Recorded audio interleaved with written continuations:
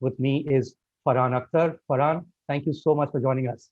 Oh, thank you so much, man. Always a pleasure talking to you. Farhan, of course, this would have been great to do this in person, but one that there is pandemic on in India still very much. And you are in LA. It's morning for you. It's night for me. Yeah, and both make it extremely difficult to make. Really? Like, are you a morning person, by the way? Oh, yeah, absolutely. I usually am someone who likes to be in bed by 9:30, latest 10, and I'm up by 6, so I can go and get all my training and everything done before the day really, really starts. Were you always this person? Like, or did you turn into a morning person at some point? I was a teenager also at some point, so I, I went through the whole thing of like not wanting to wake up before 11, 12. That did happen. For the last close to maybe 15, 16 years now, it's more or less been this way.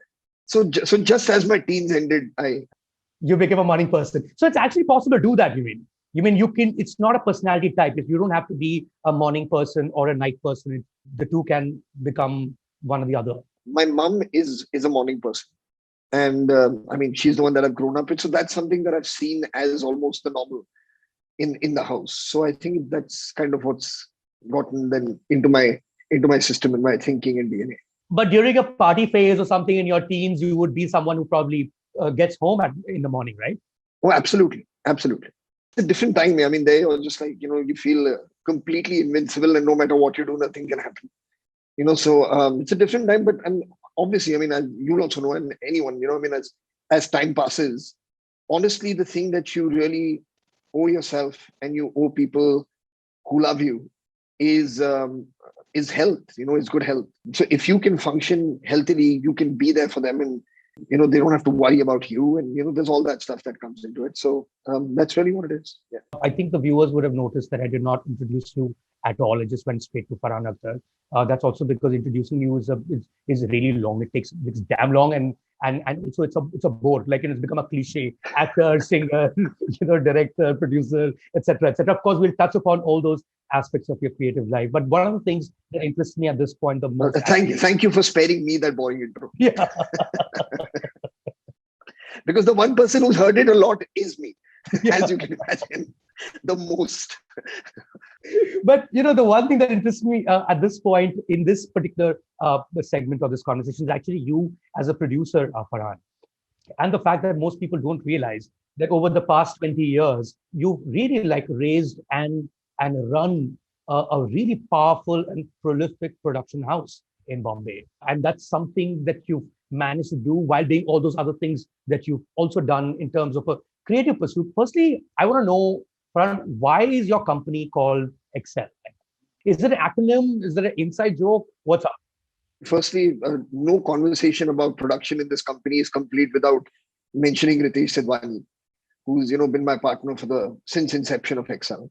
And honestly, his hunger when it comes to producing films, and his ability when it comes to producing films, is something that absolutely inspires me even now. It always has. So when we got together and first kind of finding our feet, so to speak, in terms of what it is that we want to do, we didn't imagine that 20 years later we'd still be working together and doing the same thing. It really was getting together to make one film, and it was a great experience. And while he was making that film, of course, he was thinking of, because I wasn't a producer when Dil Chahta Hai was made, right? I mean, I was there as the writer and director, and he was producing the film. And I remember having a conversation with him where he said, listen, and I mean, this is honestly kudos to him, where he said, I mean, you're doing this, and if this is something that you want to keep doing, it really is important that you keep ownership of your work. Maybe it's a business lesson that he's learned from what he was doing earlier in his life. And so he spoke to me about that. It felt absolutely right to me. I mean, I did have enough background in production. I had worked in production for the last 3.5, 4 years. And it felt like the right thing to do. Not what I wanted to do, but the right thing to do. And then we just had a couple of discussions, and it completely eludes me because actually when Excel completed 20 years just recently, him and I were sitting and chatting about the name Excel. And we were trying our hardest to remember what that other name was that because there were two names that we were kind of tossing in between. And for the life of me and for the life of him, we couldn't remember what it was. But there was a toss up, I remember, between Excel and another. And to me personally, I mean, of course, apart from the meaning of Excel, just the word itself, it's also embedded somewhere in our school motto.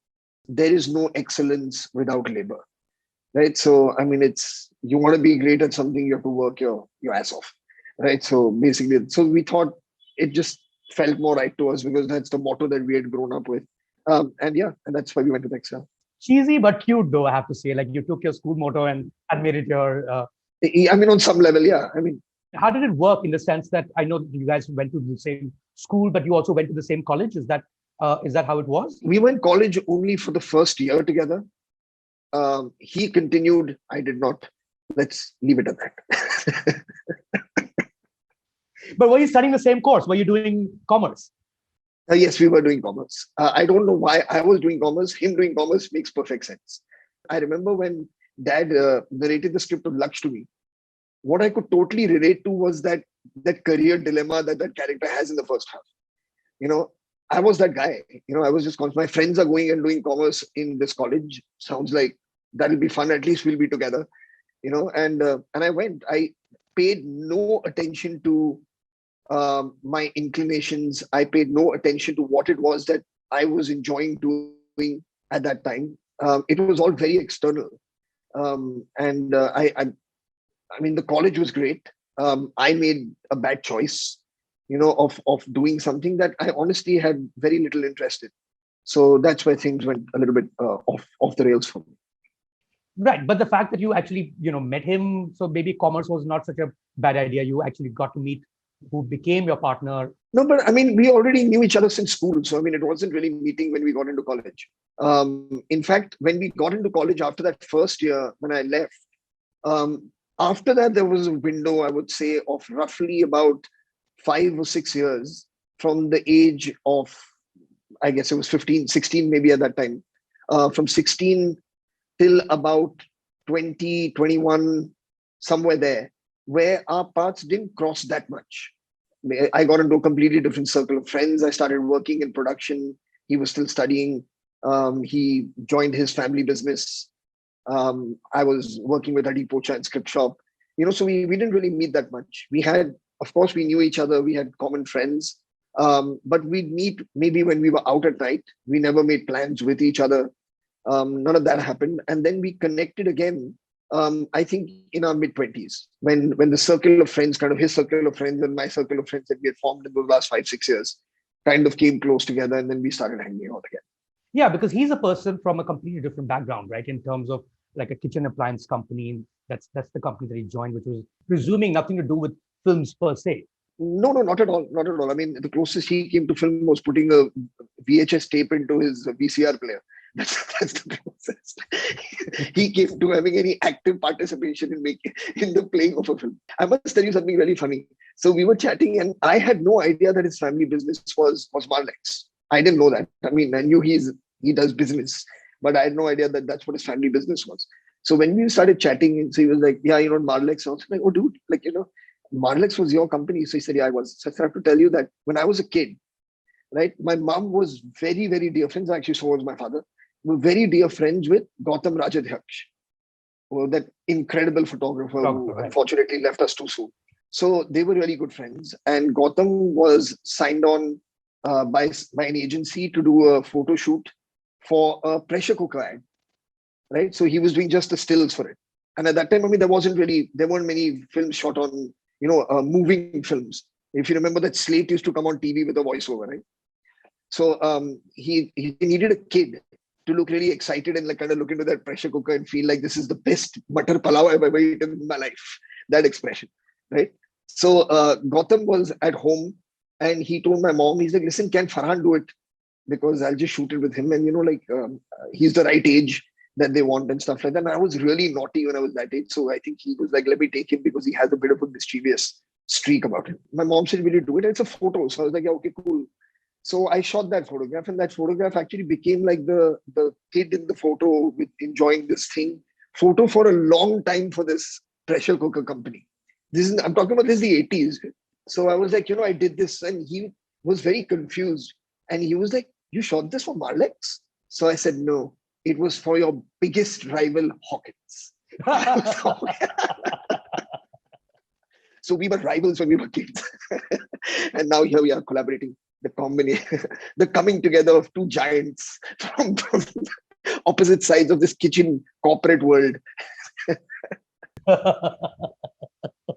But like even for you as a creative person, Farhan, the fact that you found a producer right in your first film and thereafter you stuck with the same person, I mean, that's a huge relief, isn't it? Like for most people, they could, they end up writing scripts, they keep looking for someone to back them, to take care of at least the money aspect of it and the other aspects that come with filmmaking. That's a huge relief for you. 100%. I don't know how you can put a value to creative synergy. When you find someone or a group of people that you have that synergy with, things will always come along. Like they must have come along for him. They've come along for me. But it's like, where someone will come and say, dude, your film is done so well. Let me pay you so much more money to come and do a film, direct a film for my company, for example. And this did happen after Dil Chahta Hai a lot, because I mean, we were very young. We'd made just one film. So suddenly after Dil Chahta Hai, there were big producers, who would reach out and say, loved your movie, come and work here. Whatever you're getting paid, you'll get paid X more, to do it. And you can keep the 50% of the rights of it with you. And all this stuff did happen, but the fact is that it just felt right when you're working with someone and you realize that there is no reason to try and change anything. And here is a guy who, again, is someone who's trusted you, who hadn't made a film before with his money, right? And going out there and putting his neck on the line, because I wouldn't have lost. I mean, my reputation would have taken a beating and I probably won't make another film again. But for someone who left his family business saying, this is what I want to do, they were all really stressed out, because filmmaking is a risky business. I mean, you can lose a lot of money. And then the freedom that I got to make it, I think because, again, of knowing him since we were kids, there's always been a trust factor. So you never feel, and honestly, I hope and I think I can speak for him, is that this person has your back at all times, because it's not just a business relationship. It's a lot more than that. I've never ever felt that I want to be out there doing a film with someone else. I mean, it does happen when I can act for someone else, because that's a script that comes along that excites you and you want to do something about it. But not as far as production and not as far as directing. I mean, this to me is home, and it's always felt like that. It's not something that I started feeling 10 years down the line. It just immediately, and so I never felt any kind of reason or any pressure or any or tempted beyond my wildest imaginations to have to go out and do anything. Right, but they're two still, although same school, same college, but two separate worlds in a certain way. A person who understands numbers perhaps a little better than you would, or perhaps understands deals a little better than you would. I don't know. I'm just assuming as two personality types. Oh yeah, of course. He's known in our industry to be a hard negotiator, and the thing is that when I hear that about him, I actually feel great, because it's when you're in business, being a hard negotiator is a good thing. I mean, that's what you're supposed to be. And people respect him because he's always there for people. I mean, the fact is, for someone who has no education in production background, and that's not 20 years down the line. I mean, this started 6 years, 7 years down the line. After Laksh and Dawn and Honeymoon Travels, we'd done 4 films by 2006.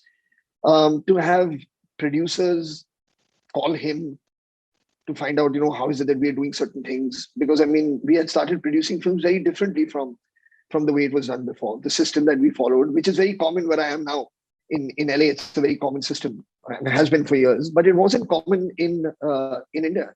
Things were more kind of put together slap bang, as opposed to a structure being created in production where everybody is answerable to somebody just kind of above them in a job function.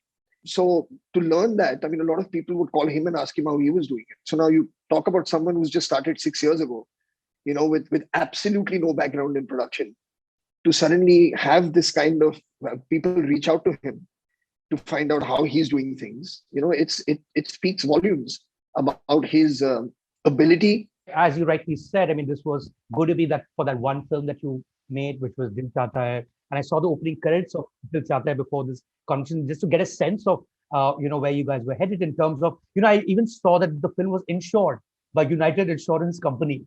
And Ajit Gupta is also in the opening credits, because I'm presuming some Mr. Ajit Gupta would have helped out with the insurance. The film was actually insured, which is not something that I'm sure is even common now. Now I think a lot of films and shows are insured, but it wasn't common back then. I mean, at that point, also thinking that, I mean, at the end of the day, what you are creating is a product. So when you're creating a product, I mean, products can be insured. So I mean, and I guess it was just that hat, and again, see, the thing is that when you look to the West, it was very commonplace. I mean, all films were insured, against some calamity or the other, so it's just that it wasn't possible to insure a film in India, I would imagine, because of you not being able to qualify for insurance because of the way the system you worked under. That you can only get dates whenever someone has dates. You didn't have contracts with actors to say, okay, I start here and I finish here. So when you don't have all these things, it's not possible to insure something. But when you have all those contracts in place, which is something that Ritesh did insure, then you can. Right. I mean, I'm sure this is not insurance against commercial failure or success, right? I mean, that is a risk that anyone's going to take in any. No, that nobody can insure. I know that Dil Chahta Hai was a quote unquote multiplex film before multiplexes really the boom happened a little later. But was it a commercial success? Was it something that was like considered a hit at the time it came out, Farhan? Yeah, it was a hit. It did well. I mean, obviously, we also came on the back of two of the biggest successes that India had seen till that point. So we released on the 10th of August. On the 15th of June, if I'm not mistaken, was Lagan and Gadar, on the same day. So I think Gadar at that point had become the biggest commercial success that India had ever seen. Lagan was also a very successful film, and of course had captured the nation's imagination in a way that money can't quantify. So on the back of that, like a month and a half later, we came out. We did well, not as well as those two films, but I mean, for its time and for our budget, we did really well, and of course got a tremendous amount of critical acclaim. So it was all in all an absolutely successful film. But I mean, of course, we went under the shadow of two gigantic oaks that had come just before us here. You can't remember if there was another title that you thought of for Excel Entertainment, but is there any other title that you thought of for Dil Chahta Hai? Was that the original title all through? No, when I was writing the film, I had a working title which was called Hum Teen. Is what the title Hum Teen was the title. Anyone, when I narrated it to them and I said I'm thinking of Hum Teen, would have to immediately take some kind of an anti-allergy tablet. It just somehow didn't work for people. So then I changed it and I kept thinking, and this one felt like it felt right. I mean, it just came from you, or did someone suggest this? No, it did come from me. I remember when I told my dad, he was the only one who said, it's a good title, but it's incomplete.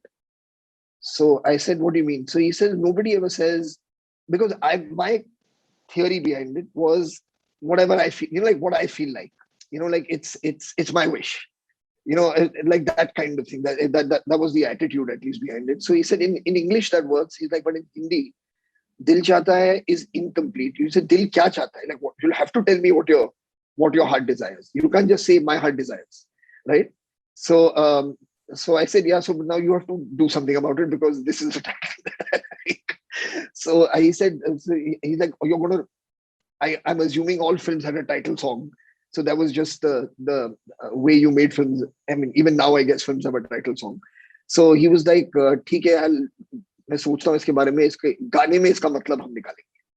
So I said, please do that. So then he gave it the नहीं बीते चमकीले दिन ना रहे यारों के. Right. So all of that came into it in the song.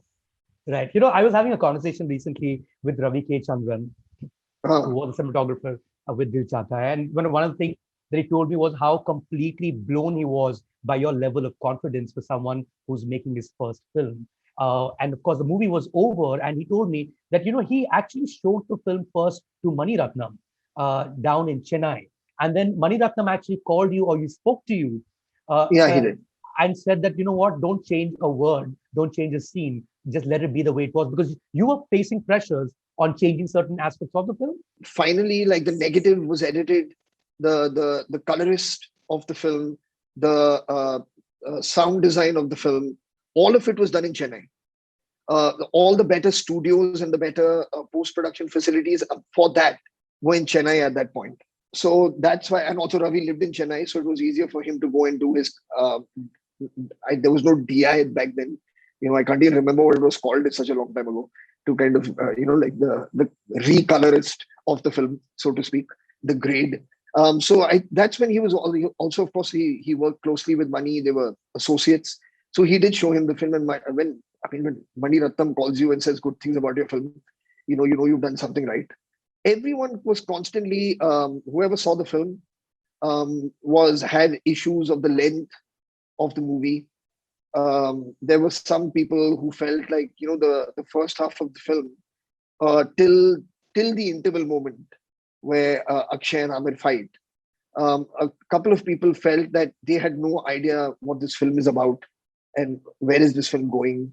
What am I looking forward to in the film? I mean, okay, it's great. It's nice episodes in life, and people are laughing, and people are traveling, and someone is in love, and someone is falling out of love, and all that's going on. But what is it about? There was a lot of that happened. So yeah, I mean, there was a little bit of pressure to kind of think about, should we restructure the film in some way?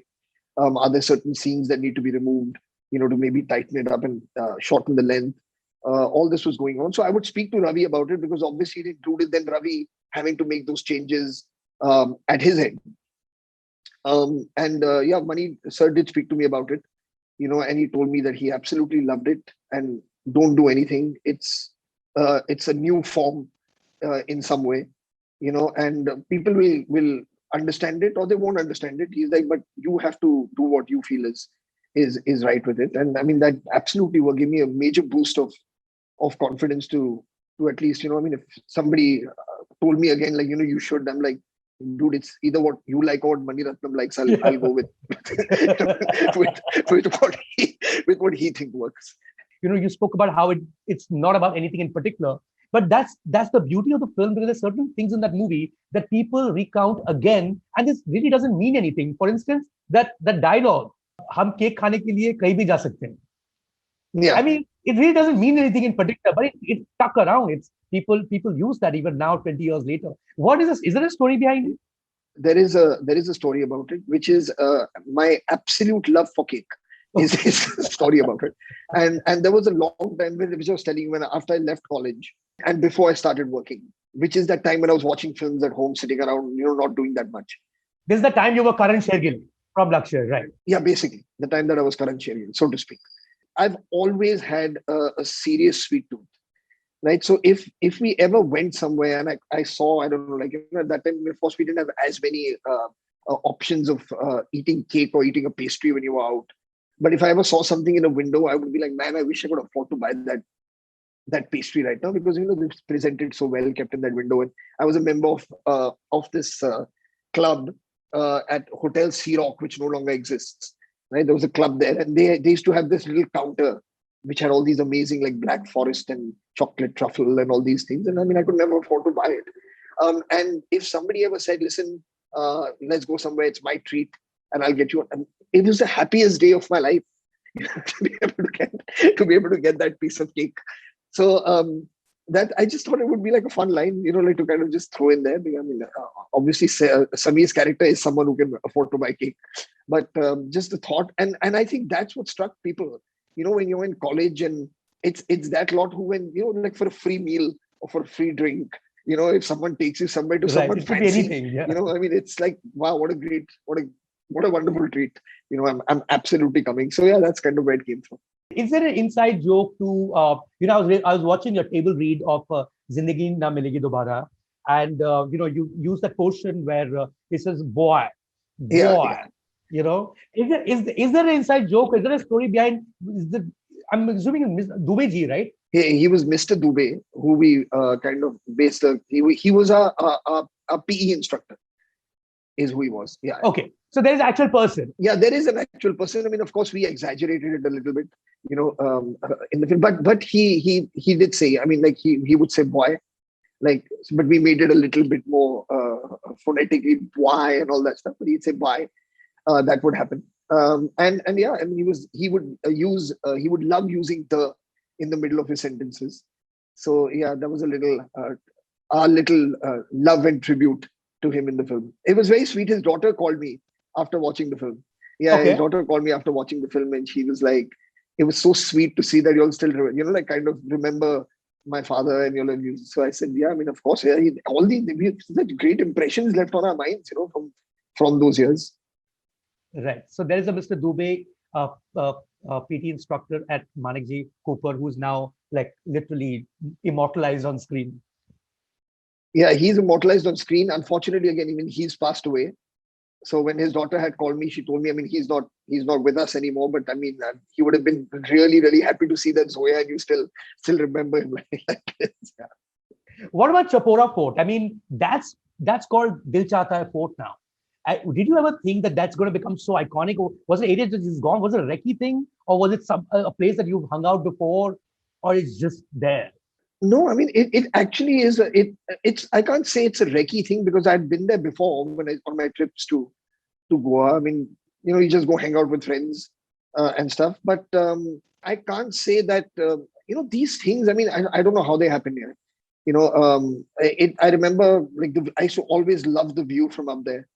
Um, but never in my wildest imagination when I was there did I sit and have any kind of deep thought, of the kind that Akshay's character has when they are staring out of the thing. But yeah, I mean, I just love the view, and there's that confluence of that little river thing also that happens there. I mean, like the river comes and ends there, and then you can see more Jim and Mandrem and all across to the other side. It's just a spectacular view.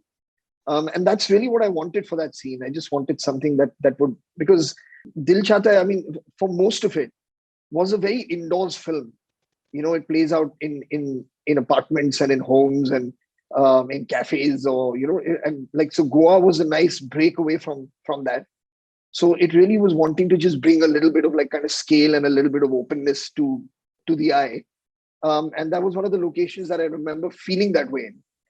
It felt very open, and airy and bright. And so we went there, and then, I mean, yeah, I mean, I guess it's just the way eventually we got them to sit on that thing, to like, one completely frame, right? relaxed. Yeah, that frame, I think that just their backs, so it leaves a lot to your imagination. I think that's what it is. Yeah, that just stayed with people. Right. Was Akshay Khanna the first person you approached to act in the film, Farhan? Was he the first lead actor? Yeah, Akshay and Preeti were the first two, because I mean, they on some level had I had told them that I'm writing the script, and they had said, "Come to me when you're." And you knew them because, I mean, if I'm not mistaken, you were an assistant director on Himalaya Putra, which would be Akshay's first film as an actor, as a lead actor anyway. So that was in 1994, and actually that was the first time that I ever met him. I didn't know him before that. So I met him when I was working on Himalaya Putra, and we kind of hit it off really well. And I did tell him at that point, like, I didn't say that I'm writing a script. I did tell him that my fantasy is to kind of make my own film. And so, and he said that, listen, I mean, you come and meet me whenever you do, because I'd love to hear it. And that was that. So I took him up on that offer. And Preeti was someone who I'd met while I was writing. I was working at Script Shop at the time. I just started writing the script of Dil Chahta Hai. It's very interesting, actually. Her and Akshay were auditioning for Kya Kehna, right? So at that point, Akshay was in the film. They were looking for someone new to cast. Preeti still hadn't had her release of Dil Se, and all that stuff hadn't happened yet. But she came home for an audition, and Akshay and her did an audition in the house. And that's when I met her. And we just started talking, and and she said, I told her that there's a script, and she said, listen, you please come and meet me whenever it's done. I'm sure it'll be this, that, and the other. And then, of course, her films released. She became like a massive star, and but kept her word. When I went and met her and I said, I'm doing this, she was like, yeah, I mean, I love it. I'm totally on. So they were the first two. Yeah. I mean, of course, there is Lakshya after that for you as a director. There's Dawn after that for you as a director, and that's the beginning of the decade, as it were, right? I mean, 2001 is when we're starting from. But by the end of the decade, Farhan, you became a completely different person. I mean, of course, 2011 is when you made Dawn 2, and you Yeah. just completely disappeared from direction altogether. But was it a conscious choice not to direct and be a full-time actor? Was there a moment where you thought that's what's going to be? I mean, I guess what you see is like a full-time actor, of course, because that's the only visible work out there. Right. But I mean, I was very involved in producing a lot of things. I was very involved in writing things, like writing dialogue for Talash, writing for Dil Dhadakne Do, like working with different directors, doing that stuff on Rock On 2. So all that, there was a lot of writing going on. Music came into my life in a very big way at that time as well. I actually took almost a year and a half, even away from acting and away from doing anything else, to write my album, and go record my album. So a lot of things happened at that time. There was some kind of desire to creatively extend myself in different ways. Yeah, I just felt like, I mean, you have to do what you have to do. Yeah, and I'm not one of those people who wants to look back at my life with any kind of regret. Hmm. You know, you do different things. When they work, great. When they don't, you learn, something from it at least. And that's what I believe in. So in the last 10 years, I mean, apart from, of course, producing, writing, and doing my music, so it has kept me really, really busy. There was the beginning as an actor with Rock On that gave you that whole segue into music as a career. Were there like musicians who sort of inspired you, who are around you? Are you a taught musician? Like have you learned music in a real sense? I learned music for 2 or 3 years when I was a child, but my fascination for music has just never died. I wanted to play guitar, so I'm self-taught. I taught myself how to play from the age of about 16, 17 onwards. I started playing. Like a chord book? You just took the chord book and you just figured out. At that point, yeah, a chord book, when the internet revealed its magic, then I could start like kind of learning more, from downloading things from there and learning how to play. It was a very private passion. And Rock On for me brought it front and center in some kind of way. It really opened my mind as to possibilities of experience, when it comes to music. And that's when I started with like an inkling of an idea that it would be nice to kind of get a like-minded bunch of people together and create a band of some kind, which then finally came together in 2012, I think it was, if I'm not mistaken. Right. And since then, I mean, we've just had an incredible time. I mean, like I've gone to over 100 cities now, if not more, in India, and performed at various colleges and festivals and things. We've traveled to the US twice with the band to play, gone to Australia to play, gone to the Middle East to play. It's just incredible. You feel blessed that you're able to do it, and that you have this opportunity to go and share that passion and share that love for something with groups of people. It's an incredible feeling. You're talking about other stuff to do with filmmaking per se, and not just acting. And even in the ones that you acted, of course, in Luck by Chance, you were not the writer, or not even the dialogue writer. But in the other films, like say Zindagi Na Milegi Dobara, you were the designated dialogue Yeah, writer. Even in Dil Dhadakne Do, you wrote the dialogue yeah, of that film as well. These were all directed by Zoya Akhtar. One of the things that I've always wanted to ask you, Farhan, is both of you, like I think a year apart as siblings, grown up together. Both of you are filmmakers. How different are you as writer directors? I mean, if you were to like somehow like break down that process, how you are different from Zoya in terms of how she approaches film, in terms of how she writes, in terms of how she directs on the set, perhaps also. I don't think there's any clear answer to this, Mayank. I mean, because we are so alike yet so different. So it's tough to really pick threads from this kind of fabric that we share together. It's not easy. Zoya is, you met her. She's, again, I mean, she's incredibly passionate about what she does. And I think she's more open about her feelings. She's more of a people's person, I think, than I am. That I do feel she's better at communicating her thoughts. And I think because she speaks with a lot of clarity when she's communicating her thoughts, people, I feel somehow, they somehow feel a lot more comfortable with her. I tend to keep things more inside. So a lot of people have, I think they end up wondering, they don't know what I'm thinking right now, which can be unnerving sometimes, or it can make an actor feel anxious, or it can make a technician feel anxious, that, I mean, why is he not saying what's going on? I mean, there is that. Like, she's a lot more open with her communication. I mean, I do try, but I don't think I'm as good as her. And I think as writers, Rima and her have they balance each other's strengths and weaknesses out really, really well. So I do feel that in these last 10 years, I mean, her growth from Zindagi to Dil Dhadakne Do to Gully Boy, as a writer and as a director, has been amazing. I mean, she has the ability to, like, find incredible nuance in things, and say things that really mean a lot and matter a lot in very non-dramatic ways. And that's a great ability for a writer to have. For me, I'm inspired by writing. Absolutely loving that the three of us now are collaborating on a script together, on Jile Zara together. So I just want to get in there and spend some time with them and learn here. I mean, you've written alone practically.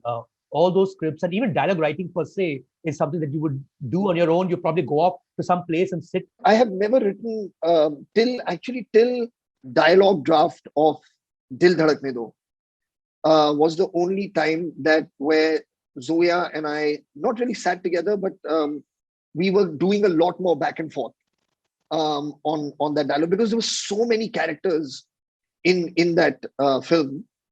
I constantly wanted to, like, kind of send her stuff to read, because once you develop a certain tone and a style for one character, then I didn't want to, like, kind of let her be happy now, because then I'm going to apply that to the rest of the film. So there was a lot of back and forth on that film. But apart from that, I mean, every time I've written, be it for her films, be it for any film that I've done screenplay and dialogue for when I wrote for Talash, for when I wrote for Game, for when I wrote for Karthik, calling Karthik, for when, all these films, I tend to do it by myself. So for me, this is going to be actually a new experience, working on screenplay and on maybe not dialogue so much, but at least on screenplay with two other writers so hands-on. Just to let the viewers know, right now I'm in Bandstand, right down the street from, like, a few buildings away. Salim Khan lives, which is a hyphenated public figure in the sense of it's Salim Javed. But effectively, Salim Khan wanted to be an actor, right? And he did about 25 films, if I'm not mistaken. But he realized that it's not going to work out for him as a leading man, and so he took the choice and he decided to be a writer. Likewise, Javed Akhtar wanted to be a director, and he always says that when he came to Bombay. Did you, at some level, Farhan, did you sort of fulfill his dream, as it were, or are we making it too melodramatic? No, I think we are making it too melodramatic. I actually didn't know that he wanted to direct films till I would maybe say till when Laksh was being made. Till then, I really didn't know. I mean, also, I mean, like the 90s for him, he was so busy writing songs. I mean, I think almost every second film or every third film, the songs were written by him. He was working with everyone. And he was really, really busy. So for me, we never at that point really had a conversation about, what his desires were, because he'd always been busy for me. So I just thought this is what he wants to do. It's when we were doing Laksh, and because he was writing it, and I was directing it. And that's really when, like, kind of at one point he just, kind of spoke to me about having wanted to direct, and this is going to be a very challenging film, like that kind of stuff had happened. And I was like, okay, I didn't know that you wanted to direct, but that's kind of when I found out at the age of 29, that is. Right. And of course, you would be down the street on the other end of Bandstand, Farhan. Is that's where you grew up as well? And of course, you moved from there now. No, no, no. I've had a temporary migration, but I'm on my way back. I'll be back on bandstand. The point I'm trying to get at is, Javed Akhtar's son, Salim Khan's son, same street, all right, grew up on the same street. But when I look at Salman Khan and his body of work, it's almost like an antithesis of Farhan Akhtar and his body of work. It's almost like they did not grow up on the same street, and they're certainly not, kids of two people who are like almost one person known to the world for so many years, right?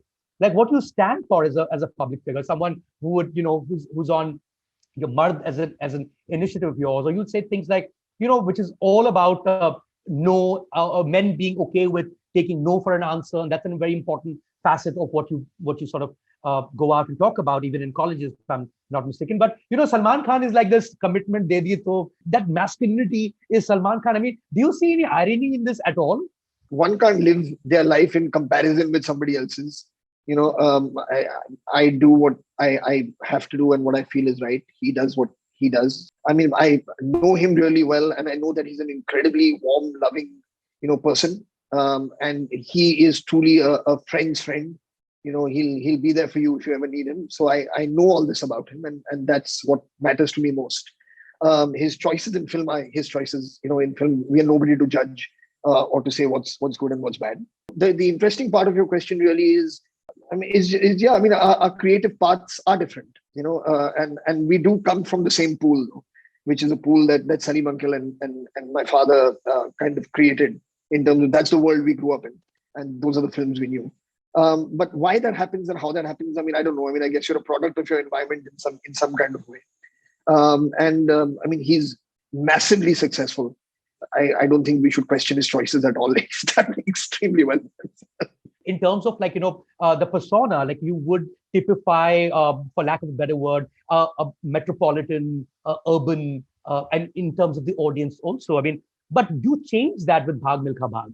And I saw an interesting story of yours in another conversation where the reason why you changed that, or at least you what drove you, was a woman that you met in Chandigarh who had an issue with you playing Milkha Singh because she would have liked a Punjabi person to play it, and you turned that into a challenge. And you actually went back to Chandigarh after the film to just show her, like, did you like this or not? It should be like there should be a dedication to her in the opening credits. I unfortunately can't remember her name. She was part of a larger press contingent that had come to meet Milkha ji, more importantly, when he was announcing that a film is being made on his life. I didn't go there to tell her, oh look, I did it. It wasn't that. I honestly, I mean, I actually when I went, I didn't remember her name. I just remembered what she looked like. So I thanked her actually. She really did help me.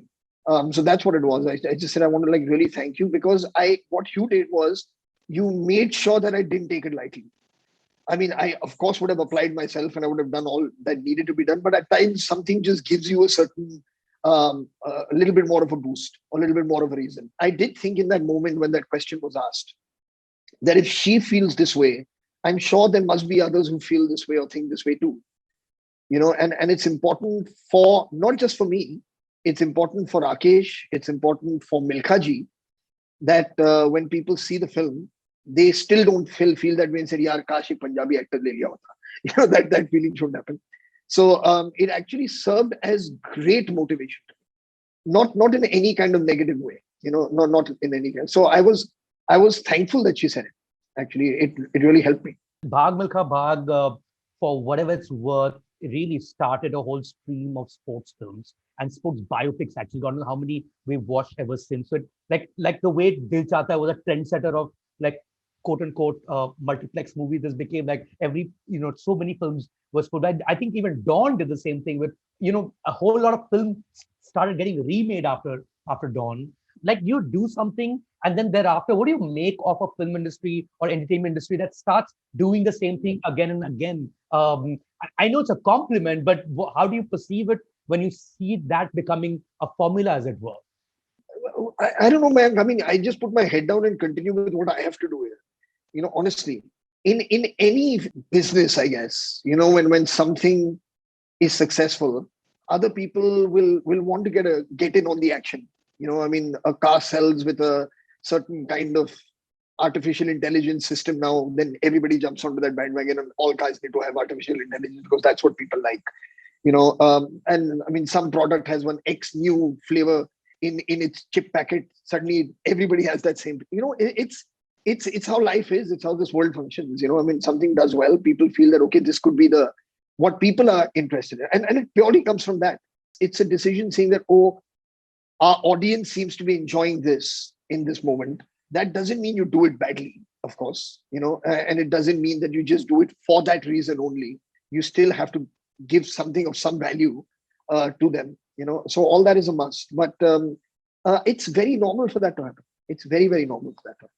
Right. I mean, of course, I've mentioned the successes, so to say, and I think the best stories, or at least the best lessons, Farhan, come from what are not successes. I mean, from failures, for lack of a better word of putting it, Farhan. Over the years, 20 years, when you look back, is there anything that you look at and say maybe you could have done it differently? And I'm going to throw a couple of examples at you for you to respond to them first, and then, of course, answer the larger question. Like, say, for instance, did you think Rock On 2 did not turn out the way you would have liked it? Was there something that you felt as a viewer much later? Of course, I'm sure you're doing the best while you're making the movie.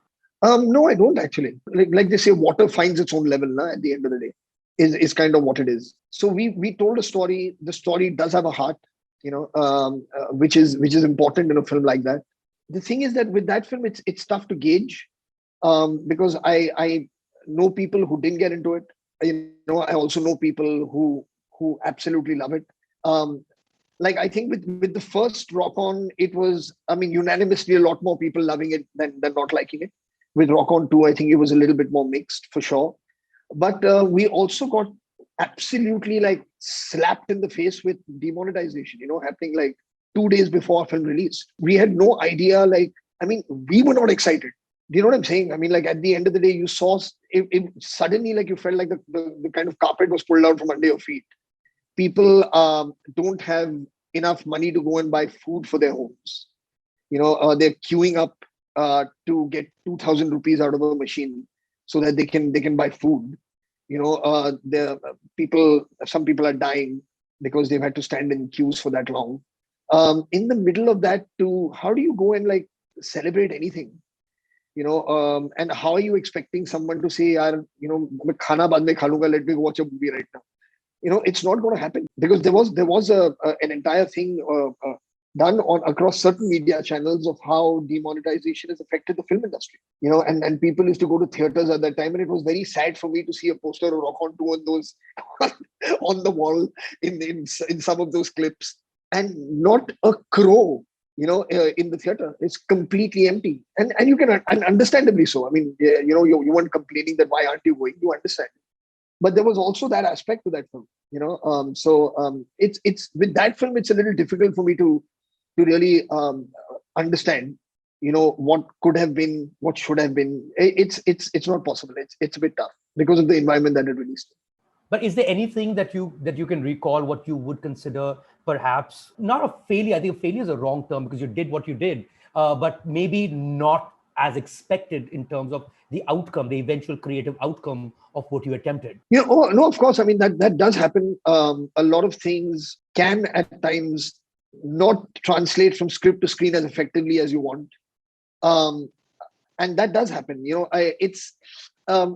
I don't want to take names of those movies because I mean it's not just me. You know what I'm saying? I mean there's other people who have their effort and their talent and their reputations attached to certain things, and it's not fair for me to speak about work just as if it only belongs to me and my learning from it. But I mean, of course, that has happened. It has happened where you expected certain things to turn out a certain way, and they did. It happens to the best of us, and it absolutely has happened. Right. I mean, I think one way to sort of define success would also be the fact that you maximize your own potential. I don't think anyone, Farhan, that I've ever met has actually maximized their potential the way you have in terms of the number of things you've touched upon. It's been fascinating. What a journey it's been. Of course, we keep in this video podcast, we keep looking for some story that nobody's ever heard should come out. So right before I go, I'm going to check with you in case there's an interesting one. I must tell you, like with the advent of social media, Zoom, and the amount of interviews that now one has to do whenever a film is on release, I don't think anyone has any story left that they've not told. I think from the color of the diaper that was put on you from the time that you were born, to what you just had for breakfast this very morning, I think everything is out in public domain. There's nothing left. So I'm sorry to break your heart. I'm going to make one last try.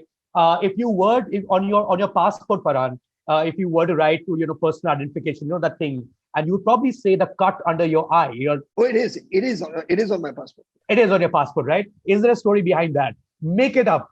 Well, I can't really make it up, but I must tell you that whenever when I was a kid, I don't know, I was obsessed with films, and the closest my mind took me to like a war film was like Rambo.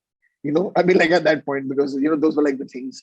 And I remember in part 2, Rambo goes to Vietnam, right? And all that stuff that happened. So whenever anybody used to ask me what happened here, and I used to be like, Vietnam. Because they cut his face. I don't know if you remember that scene. Yeah. When he's tied up and the guy takes the dagger and he cuts him here like this. And it was a great moment for me. And I was like, man, this is it. Vietnam. So I just wanted to say that to people. But how did it happen anyway? It's a very boring story. I was 2 years old. I tripped and I fell onto the side of a table. Fair enough. That's what I thought it would be. Isn't Vietnam so much more fun? Yeah, of course. Let's not let truth get in the way of a great story. Thank you so much, Farhan. This was fascinating. You're always fun. Thank you, Mayank. Thank you so much.